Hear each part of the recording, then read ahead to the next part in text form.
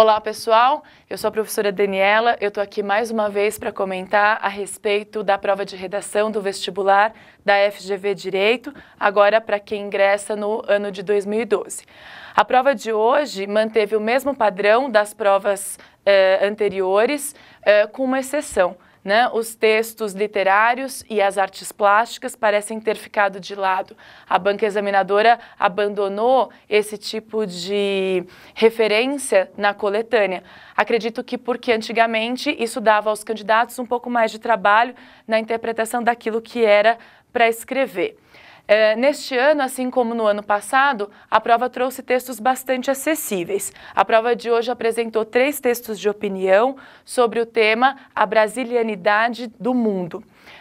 O primeiro texto, vocês conferem aí na tela, assinado pelo filósofo brasileiro Paulo Arantes. Ele ressalta o fato de que o Brasil tem se tornado um modelo negativo para o resto do mundo.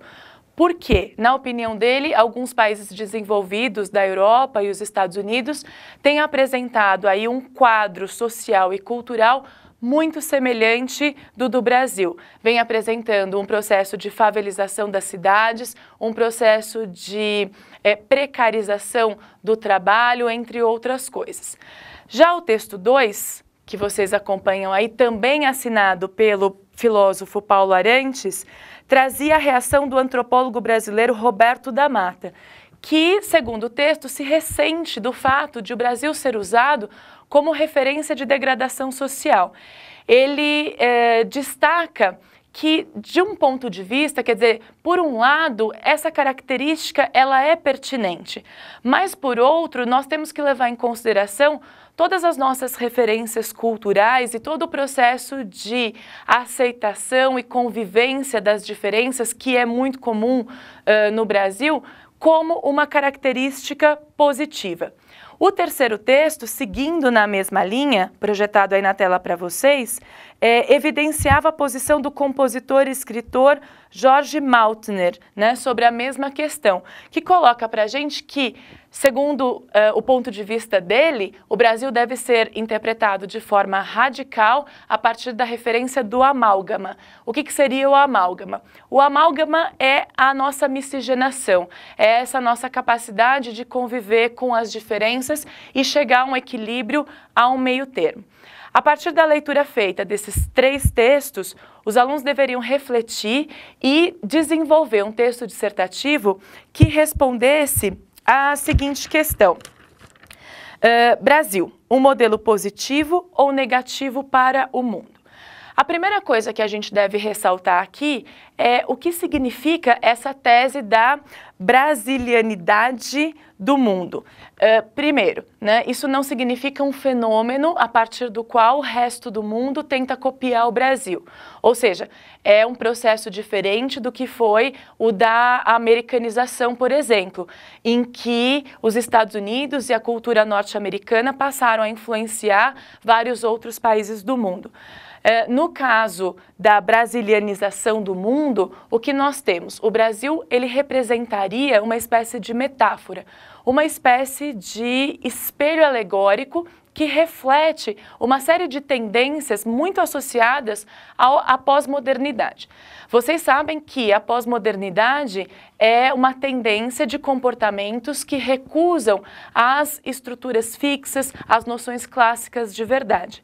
E no caso, essas tendências seriam muito características da cultura brasileira.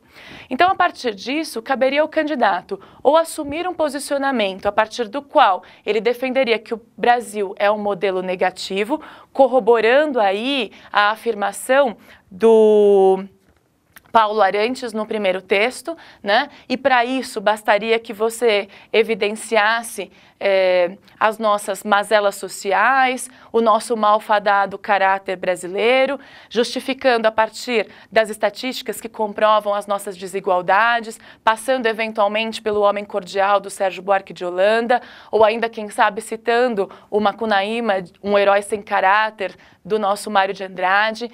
Valeria ainda falar que o Brasil, apesar de todos os avanços no sentido da redemocratização e da afirmação dos direitos humanos, humanos ainda conserva uma postura bastante preconceituosa, caracterizada por muitos comportamentos racistas, homofóbicos, enfim. Ou o candidato poderia defender a posição contrária, defender que o Brasil é um modelo positivo para o resto do mundo.